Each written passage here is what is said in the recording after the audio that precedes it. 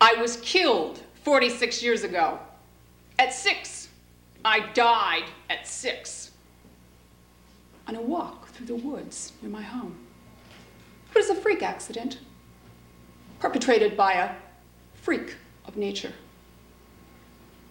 We, the freak and I, used to walk in that woods near my home. We picked bouquets of Johnny jump-ups and spring beauties, spied the crafty beavers building dams. I always did feel I'd leave on one of those walks and never return home. Since then, it's very hard for me to walk in the woods near my house. I walked with my mother the other day in that other place, that place we haven't reached yet, but both know is there. We both looked up and saw these towering Douglas firs swaying, spreading like feather fans against the sky. We both knew the feathery part was deceptive. Fir needles have sharp points. But from this perspective, all we saw was the soft green against the clouds. My mother and I walked the other day in that other place, the place we haven't reached yet. Showed a stone I tripped on when I tried to run away at the time of the killing. Well, there it was, half buried in the decomposing floor. But it's a shell, she said.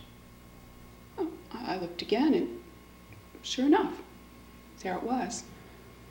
The weight compressing and of all those years in the sand and water and clay had swirled it to a tip at one point that was larger at the other end, like one of those metal tops you twirl, except this had a broken top and a turned down flap.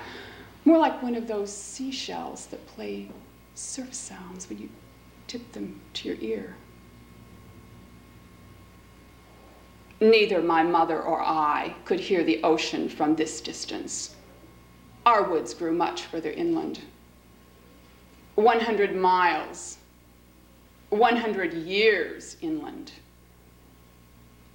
Upland from the valley floor, where the orchards stretch out in a roll with the hills. In spring, the new leaves unfurl, and the cherry blossoms cast the hills in spring snow and bee perfume. But it is winter now, and snow is rare here in winter. The orchard's abstract arms shrug the air, and the roots travel in the steepness all the way down to meet the stands of hardwoods and cedars and Douglas firs, all the way down to the tiny creek that bubbles from the underground spring at the bottom of the canyon. It happened here, the killing. The sun never hits here, even at noon. Oh, not because the canyon is that deep.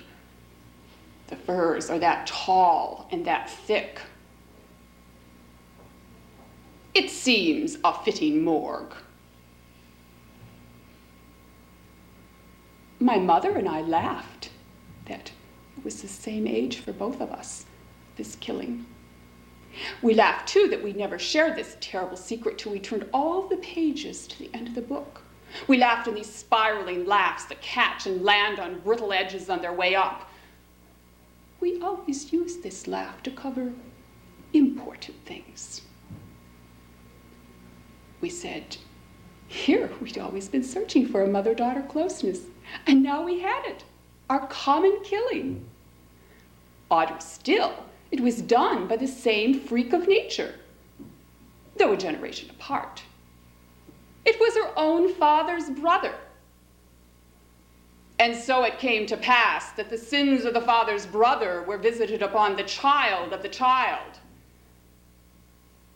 Which all goes to prove that the family that stays together laughs scary edge laughs together to hide things and keep dark secrets. Let me tell you about how I was killed. My mother mother's murder is hers for the telling. I will tell you this at the beginning. There is life.